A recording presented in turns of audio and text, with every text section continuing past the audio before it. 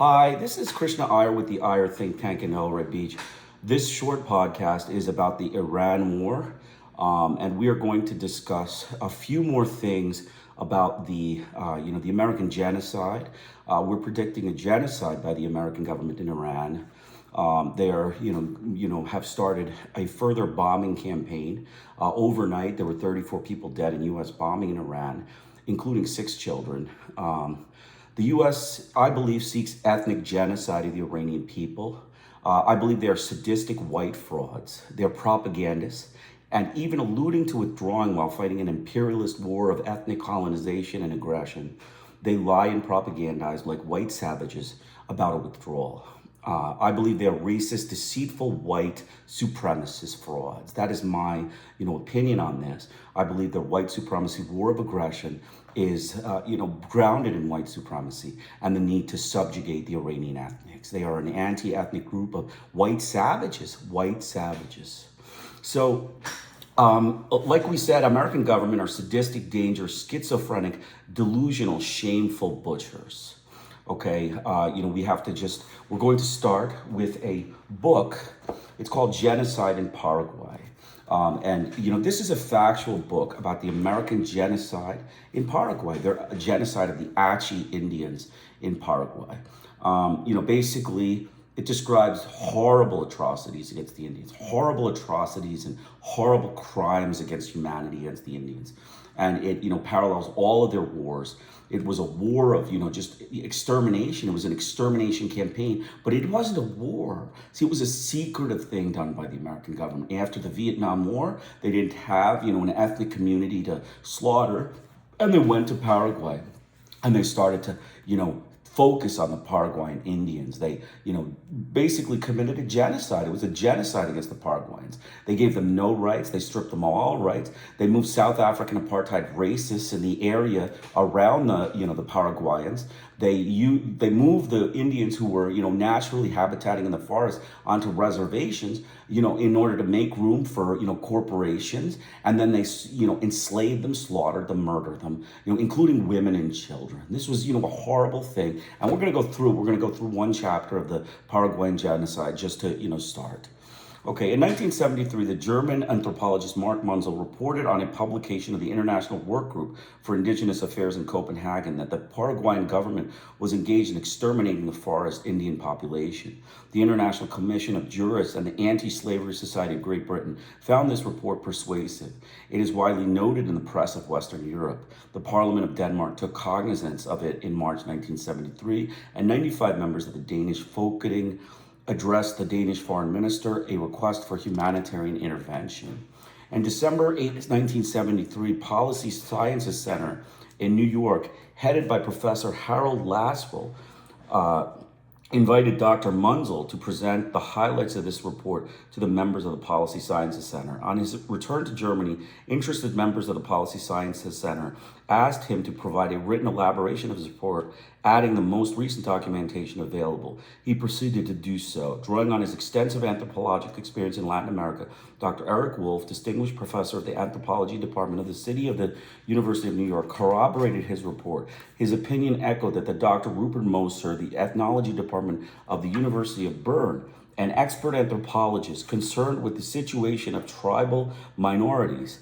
It is my opinion, based on up-to-date sources of expert information, that the Achi Indians in Paraguay have been, are, and continuing to be subject to genocidal extermination by the acts of physical killing, the deliberate creating of conditions of starvation, semi-starvation, and psychological stress, including but not limited to denial of right to cultural expression and survivors, and by slavery by the United States of America in complicity.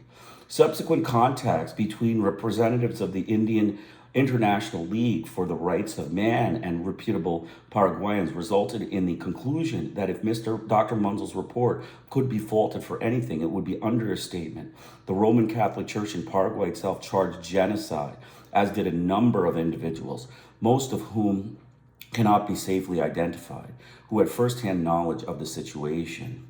If it is possible today for a member of the United Nations to engage in the systematic destruction or enslavement of minority groups, within its border, and it appears not only possible but probable, then how is it possible for the American media to pass over those events in silence?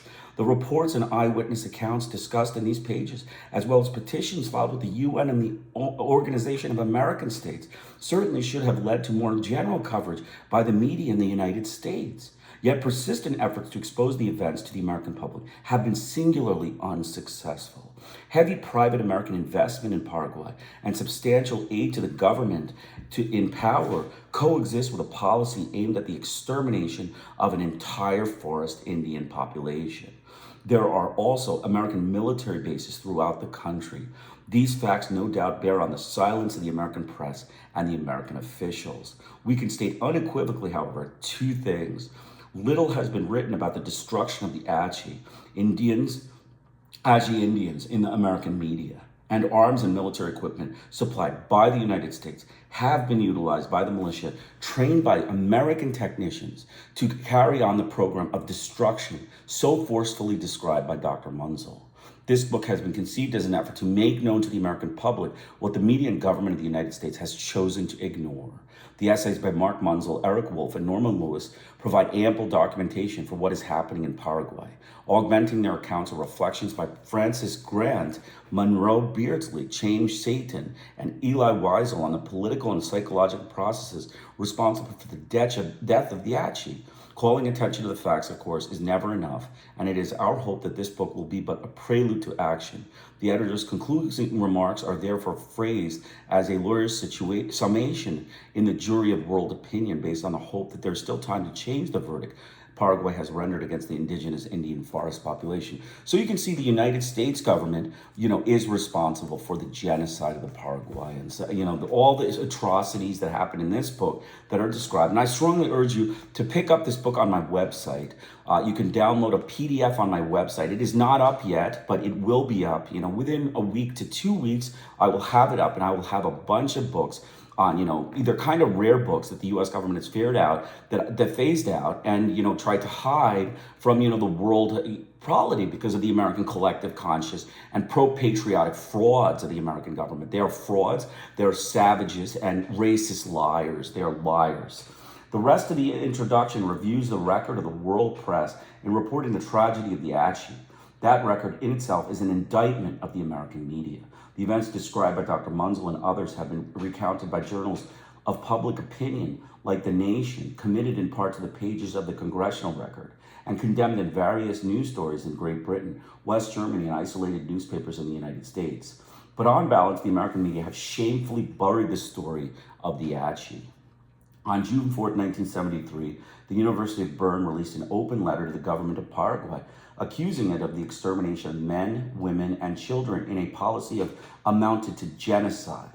The letter reproduced here in translation has remained undisclosed to the American people, except for a passing reference to it and the events it describes in The Nation, September 24, 1973.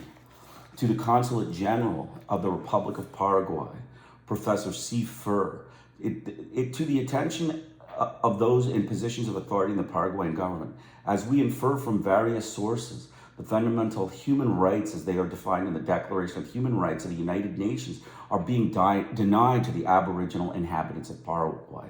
Acting both as an eyewitness, inadvertently thrust upon the scene of massacres as a member of a university anthropological team, and as a scientific evaluator of the data systematically submitted to him, Dr. M. Munzel reports in the Achi Indians' genocide in Paraguay that in the case of the Achi Indians in eastern Paraguay, elementary human rights are being denied not through indifference or neglect, but rather by intentional governmental policy of genocide cloaked as beneficence. He shows the basis of the number of specific and well-documented cases, especially from the year 1973, that in modern Paraguay, manhunts, cruelty to women and children, pillaging, mass murders, and slave trade are encountered. Their perpetrators appear free from any punitive sanctions for their crimes, precisely because these crimes are tolerated by those in positions of authority.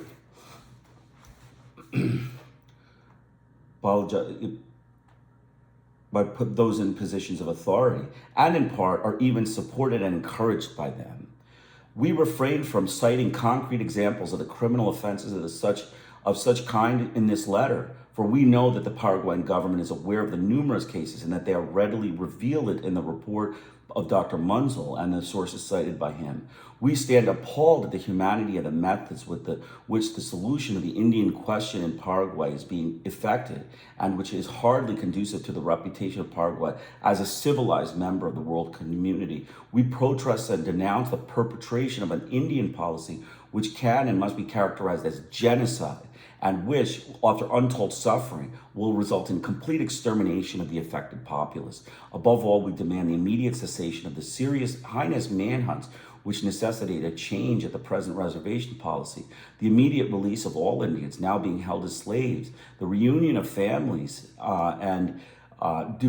families separated by slavery or deportation to reservations, the access to adequate medical and nutritional resources of Achis currently surviving, notwithstanding ongoing attempts to wipe them from the face of the earth, the enunciation and effective enforcement for all inhabitants of Paraguay of the fundamental guarantees of the Universal Declaration of Human Rights, including but not limited to the right to cultural self-determination. And we finally demand the criminal trial of all those responsible for existing genocidal practices in Paraguay, regardless of how high or low such defendants may stand in political, economic, military hierarchies of their country. The release of the University of Bern letter was noted in the Basler Nachrichten and Swiss radio and television.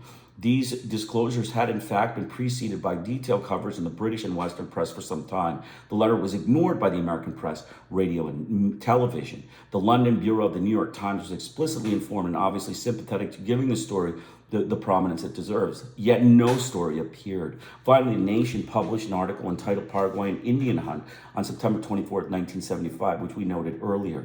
It is easily summarized. It pointed to the fact that available documentary evidence demonstrated beyond peradventure that the two-pronged attack was being launched against the Achis. Physical extermination was being supplemented by enslavement and incarceration on Indian reservations, whose primary purpose was to break the spirit of its inhabitants by attacking their most cherished values. Achis were being systematically hunted by arming raiding parties. Men, women, and children were being indiscriminately mowed down by such Huns. The preferred weapon to the massacre was the machete, which saved the expense of bullets. Exceptions might be made for Achis who submitted to being tamed and trained as killers of their own kindred. The reward for such cooperation was a diet ensuring survival and their choice of captured Achi women. Thus, willing to accept unadulterated slavery might also be kept alive for indefinite periods of time as work hands at a subsistence level and without medical attention were the Achis. Another group permitted to survive might be children, largely girls 10 years older and older, who were sold as slaves, principally for sexual purposes. The article recounted a weeping song recorded by an anthropologist in March 1972, in which perhaps 30-year-old Achi woman, Savegery, complains that she does not know what has happened to her daughter and who are now living in the houses of mighty Paraguayans. The price of an Achi girl, quoted by a German anthropologist, was approximately $5. For a girl, it was $5. The majority of those left on the reservation succumbed to despair and disease. The use of their language was discouraged, their traditional music prohibited, the rights of their religion were denied them even in death. The inevitable attrition was accelerated by such acts as that reported by a team of German anthropologists.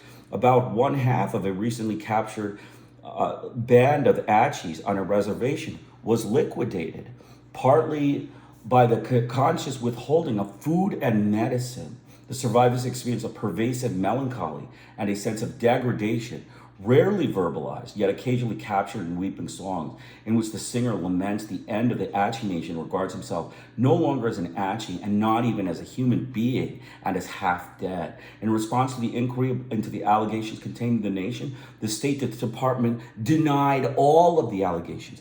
Blanket denial by Dan H. Fassel, chairman of the Subcommittee of Inter-American Affairs and House of Representatives Committee on Foreign Affairs on October 26, 1973, in a letter he sent to the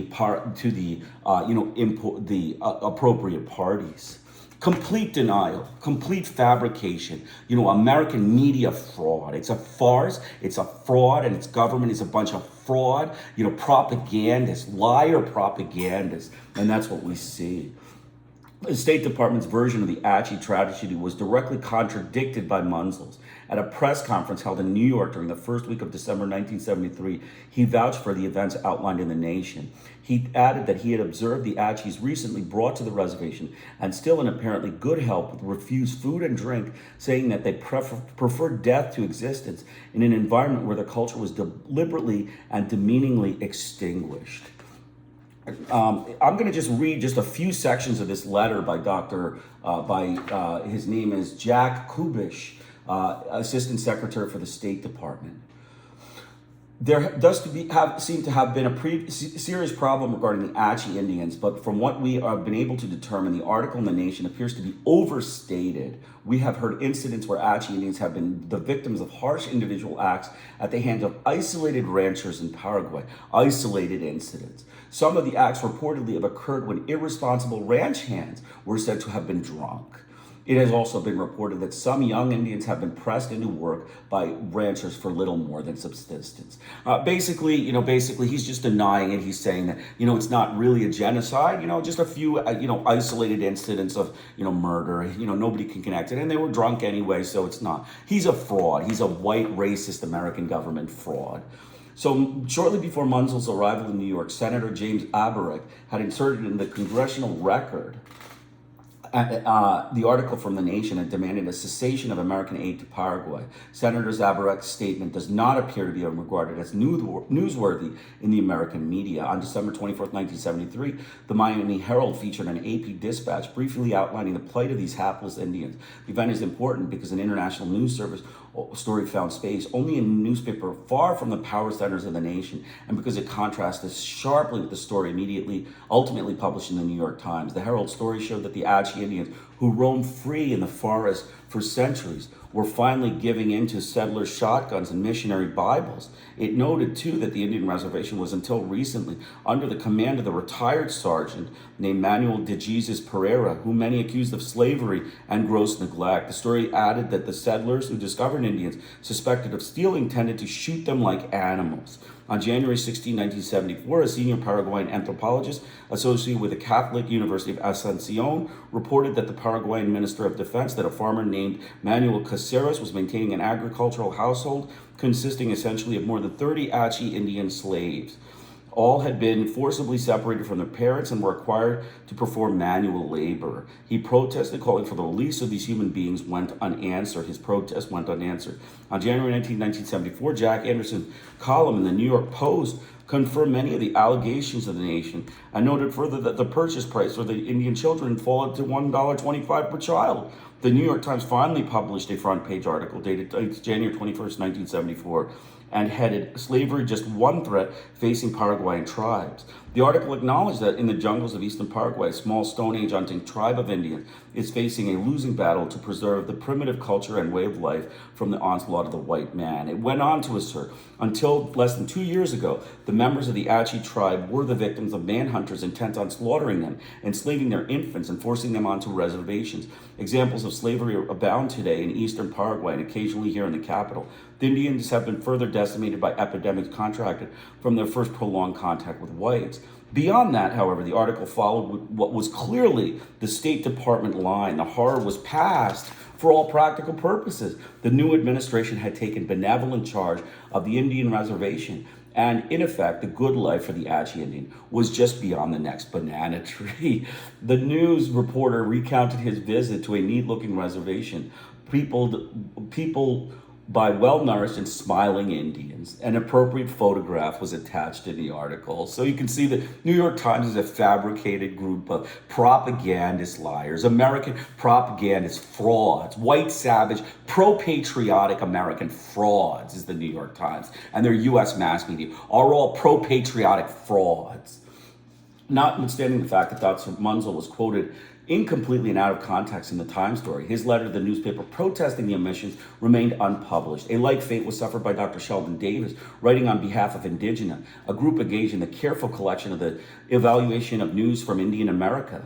which regarded the Times as a distortion of the facts. The Times subsequently published on January 27, 1974, a story inviting the tourists to visit Paraguay, a land of unutterable enchantment, and another that admitted that Achis were still being enslaved. The Paraguayan government was exonerated of genocide or other crimes against humanity, and only gently chided for failing to adopt something like the Philippine approach, which provides autonomous enclave for primitive peoples. The International League for Rights of Man, with headquarters in New York City, formally addressed the Secretary General of the United Nations on March 1, 1974, charging the government of Paraguay with genocide, slavery, and torture. The League noted that Colonel Tristan Infanzon, then director of the Paraguayan Indian Affairs Department, was identified in affidavits filed in support of the complaint as engaging in the traffic of young Indian women as slaves.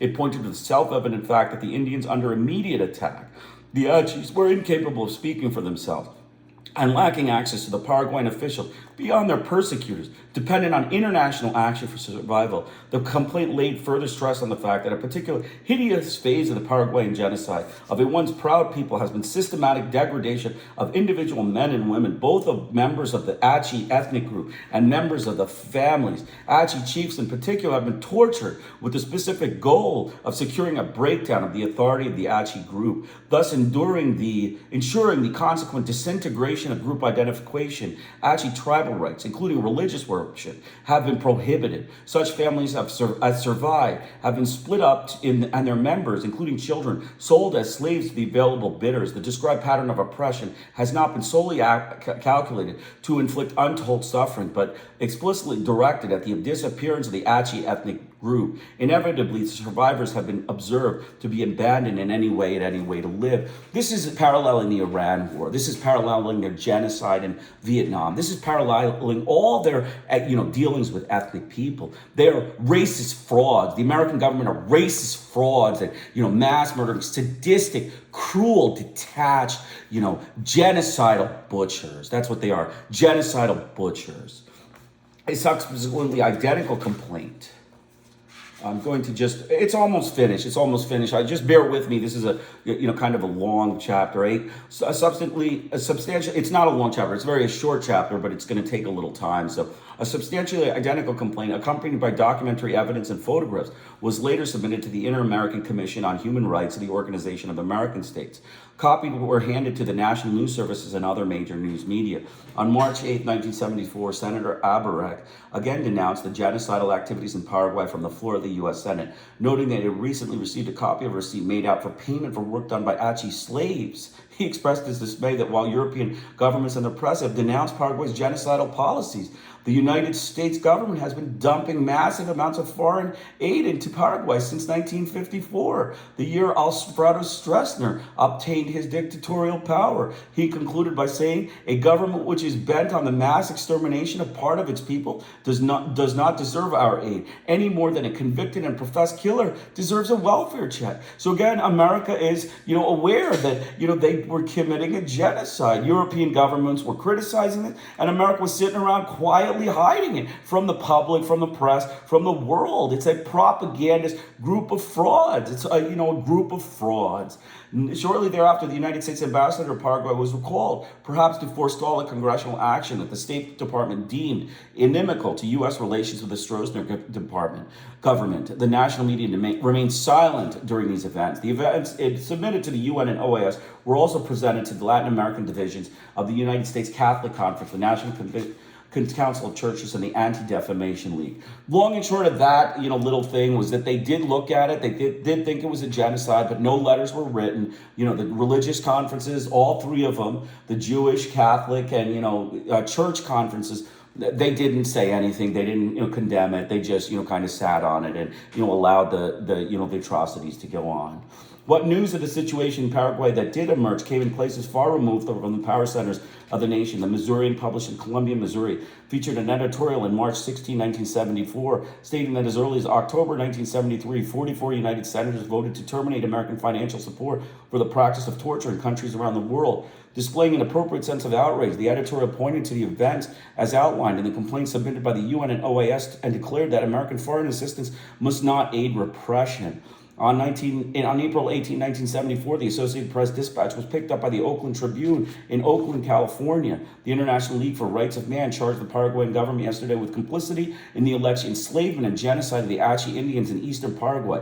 Counsel for the League, Professor Richard Arens of Temple University, made the charge before the closed meeting of the Inter-American Commission on Human Rights. Arens said the Achi Indians have been subject to enslavement, torture, killing, and starvation, the splitting up of families and the selling of children, in particular girls, for prostitution, and the destruction of Achi cultural traditions, including the use of their language, traditional music, and religious practices. A shorter version of the dispatch appeared the same day in the Los Angeles Herald Examiner. On April 28, 1974, La Tribuna, a newspaper published in Asunción, Paraguay, reported that it had been informed by the Department of Missions of the Paraguayan Bishops' Conference that the Roman Catholic Church had received documentation of continuing massacres of the Indian population, and that the church viewed the genocide of the Indians was a reality. La Tribuna reported on May 8, 1974, the church's unequivocal denunciation of the existence of cases of genocide in Paraguay. Neither report was picked up by the American media.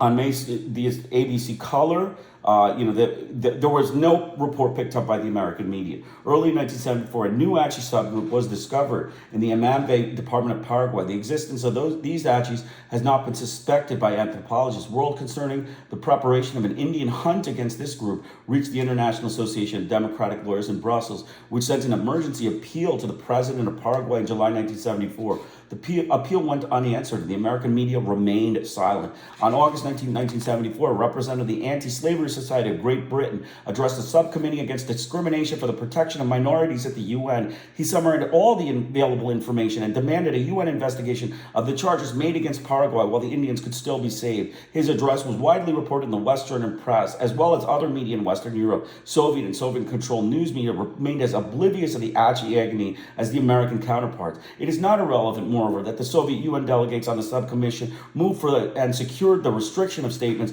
by spokesmen of non-governmental groups in 10 minutes. Beyond that, they manifested a disdain for the accounts of the tragedy. Sporadic contact has been maintained between representatives of human rights organizations and the capital. Congressional questions have been repeatedly assured by the Department of State that acts of massacres, enslavement, and mistreatment of the Achis belong to the past. The benevolent Paraguayan government, assisted by American volunteers on the reservation, was faithfully reported to be engaged in furthering Indian welfare. Many congressmen took their assurances at face value. Those of us who asked for UN and OAS intervention in the matter noted of a lessening interest among the previous sympathizers. A shock report in the Sunday Times of London made it clear that, contrary to the State Department claims, all was far from well in Paraguay. Norman Lewis, author of the report, had just returned from Paraguay, where in the name of religion and backed by official policy, atrocities are being carried against a race of native Indians. The harmless and appealing Guayakis or Achis of eastern Paraguay are being hunted from the forest, sold into slavery, tortured, killed, and left to die from lack of food and medicine.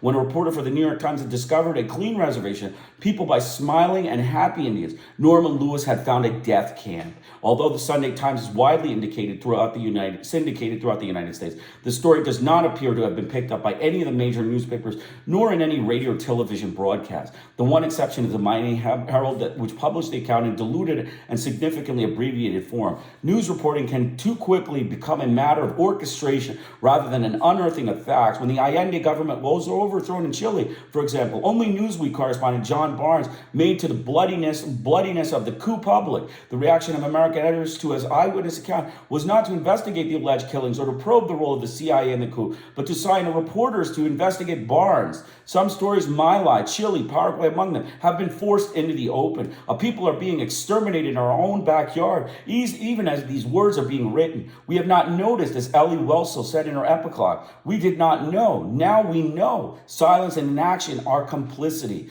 But the United States government continues to support the Paraguayan regime of General Stroessner, just as it continues to support military dictatorship throughout Latin America. If the facts, the countries of Latin America are within the American sphere of influence, then it is time U.S. foreign policy be directed toward influencing the growth of a common humanity and sense of justice among the nations within that sphere. Principles support for the creation of a global human dignity may seem as some chimerical. To the contributors of this book, it is essential to the survival of humanity. As to the survival of the Achis, in the words of Monroe Beardsley, we must hope that our words will come in time to be a writ rather than an epitaph. So you can see that, the racist American government, the, anti-genocidal butchers, they hid the genocide. It was a propagandist lie, fraud journalism, patriotic fraud journalism. They were covering up a secretive white supremacist campaign of terror against the Achi Indian tribe, an ethnic mass murder and ethnic cleansing action by the U.S. government. And they hid it, and their spokespeople, blatantly lied to the public, to the press, to everyone. And their media complicitly were silent, wanting to see the destruction of this genocidal campaign of terror in Paraguay. So we're going to continue on. So we want to say that America is a Hitler-shaming butcher of white savagery. The American government shame Hitler in their human rights. They shame Hitler in their ability to act normal. They're white frontiersmen, supremacist savages. They're shameful slaughterers of ethnics, including Indochinese, Iranians, Achi Indians, on all the South American tribes, and Hispanics and blacks. And now America is being replaced with fascism. They try to prevent YouTube presentations to make room for an imperialist war of genocide in Iran. It's an ethnic cleansing regime. I have been making the presentations every other day, but the fascist police surveillance state has been issuing threats, coercive measures within its fascist public propagandists. That you are not allowed to speak on YouTube. Restricting even uploads of videos onto YouTube is a group of sadistic, schizophrenic white frauds. I urge all Americans to see America's degenerating into fascism while this Iran war goes on. I foresee dissent, murders of ethnics like in Central America and South America. I see a secretive detention of ethnic Americans who sit by and who while whites sit by and watch the white American patriotic frauds commit an Iranian ethnic genocide, a dangerous group of sadistic white savages in the American government. American democracy is at stake, and we need to make this YouTube presentations every day. People need to go online and express their disgust about this war to the government through this YouTube, media.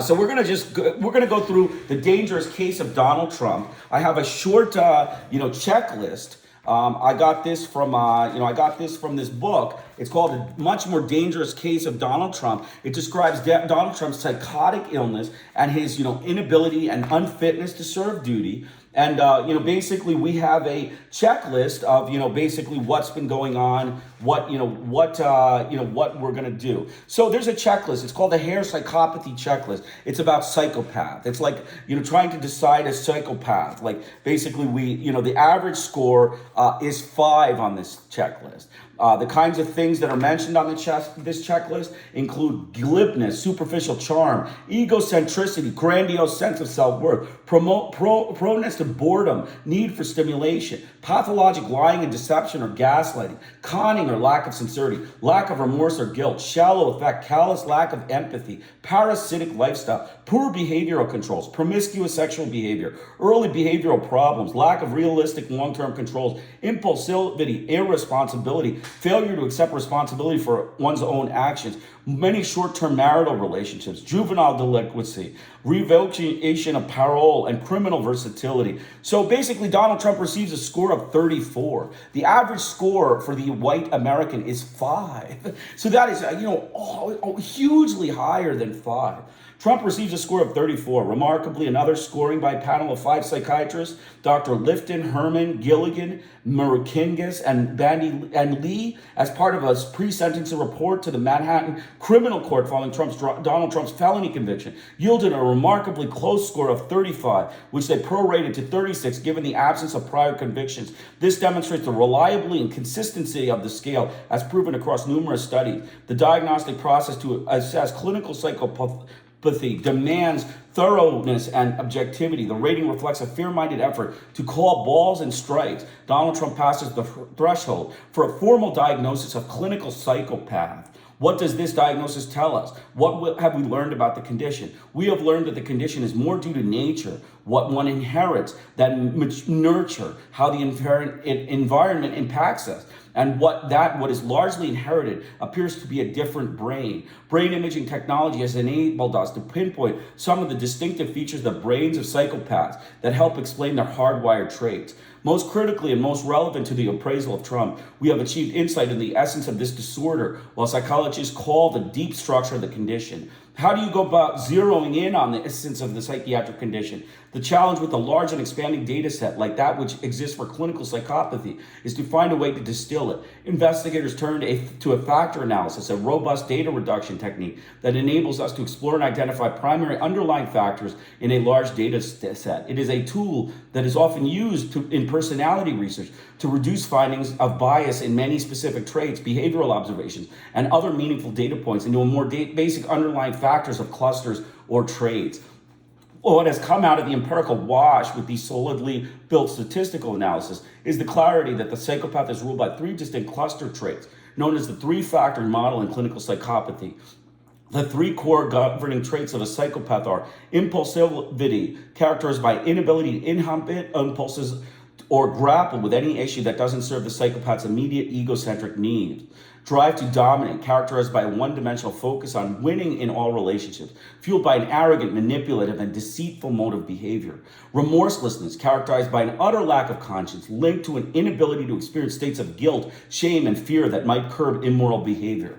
All of the behavior and all the choices for the psychopath flow from these governing traits. Because of impulsivity, Trump can't help but act quickly without considering the consequences, take huge risks since he craves sensation seeking, continue to display no aptitude for government, and fail to plan or perceive with any substantive task. Because of his drive to dominate, Trump can't help but lie with impunity, gather others to bend to his will, demand fealty from others, engage in frantic efforts to avoid loss of status, foment divisiveness and polarization, and privilege power and dominance over the welfare of others. Because of his remorselessness, Trump can't help but blithely ignore democratic norms, the tragedy of lost lives, or appeals from anyone to rein in his recklessness and derelict behavior, set any limits on his behavior, since he is undaunted by the fear of punishment, defect all responsibility for any damages he may inflict, have no feeling of discomfort at the suffering of others, and be lax in response to legitimate threats because of his inability to process emotions related to danger. So you can see that Donald Trump is a psychopath. He fits the Hare's criteria. It's a clinical test, a total score. You're given, up to 2 on all of the different modes. So it's a total score of 40, and he gets 20. And the average American white gets 5. So you can see he's clearly within the realm of psychopathy. He is a sadistic fraud, a sadistic white supremacist, savage of the U.S. government. So we're going to continue on. Basically, we saw that, there was an attack, there was a university strike on a facility in Iran, and, the Iranian government has, stated that basically Donald Trump is trying to curtail free thought and scholarly Iranian activity under attack. Cultural attack by ethnic cultural genociders of the American government with jealous delusions of ethnic prosperity in Iran through intelligentsia slaughter. American ethnic mass murder of Iranians. It's a prelude, in my opinion, is a prelude to genocide in Iran. The American democracy, the white, sadistic, savage, racist frontiersman approach to government is clear now. Fascist ethnic slaughter and oppression, and a whites-only government. The American democracy elevates Hitler's government to the level of Norway in terms of democratic thought. America is so far behind Russian democracy, probably the worst democracy in the free world, and certainly worse than Nazi Germany. With respect to the Ukraine war, Ukraine versus the United States, the genocide of the Achi in Paraguay, and the Ukraine war. America slaughters ethnics, enslaves them, tortures them, sells them off for prostitution. You heard the reading, so you can see the sadism in American cruelty and slaughter. Also, we don't hear about Ukrainian war crimes and crimes against humanity. So we are taking the Western hegemony and, more importantly, the American propagandist press and NATO thought control frauds at face, which is clearly a sham group. Most definitely, the war in Ukraine is a more fair war than any American war fought on ethnic soil, including Indochina, Philippines, China, Latin America, including Guatemala and Chile, Brazil, Ecuador, Honduras, Nicaragua, Cuba, Colombia, El Salvador, Iraq, Afghanistan, and now Iran. The sadistic anti-ethnic slaughter war by a big coercive racist white savage is being compared to a relatively civilized war between white European nations of varying strengths. The American censorship machine is trying to ban books or put books that describe its war crimes, atrocious actions, torture, and American sadistic slaughter, torture, or kidnapping that are written in those books. So then they put the books out of print so that no collective memory of the book readings exists in the world academia. Imagine a radiologist who makes a mistake on a CT scan done 20 years ago. A patient finds a sponge that was left on him on this study that was missed. They simply request the films. The radiologist is supposed to smile and send the records. Now, what if the radiologist says, we can't give it to you because we don't have your films? Never happens like this. They are not allowed by law to destroy films of patient studies. There's a very large storage for prior studies. So hence, this is a fraud. This is a fraud medical record, communication. But the American government is a sadistic, savage, white frontiersman fraud. If they committed ethnic genocide for white supremacy, and it's well documented by even Cambridge, etc., they will put the book out of print so that no record of their sadistic slaughter of the ethnics remains. This is obviously fraud by the American government. This is a white savage, gun-violent, frontiersman type scholar. Now, Donald Trump's invasion of Venezuela is a sadistic, racial, schizophrenic, fraud, white savage frontiersman invasion, an anti-ethnic mass murder campaign, and fraud who manages a sham democracy. No place in any other country, in any world, would consider the kidnapping of Nicolas Maduro democratic. This is a fascist, white savage, sadistic ethnic slaughter being pretext as an oil invasion. They sought to go in under the pretext to steal oil in Venezuela, but then the reality is certainly much worse. The indigenous and ethnic population in Venezuela are being secretly murdered by the American government, savage, sadistic, white racist, anti-ethnic frauds. They're enslaving the South American, Venezuelan, Hispanic, and indigenous peasants, and I am sure they are going through Venezuela secretly to murder populations. They are sadistic, anti-ethnic, American genocidal frauds. So basically, that's it. I have two references. Just look at the references. You can understand that, I am against this Iran war, and, I will continue to make these presentations every other day so that, people can, get involved and understand that we need to make these presentations to say this war is, a war of aggression and, an ethnic genocide, a pretext, a white supremacist war of ethnic genocide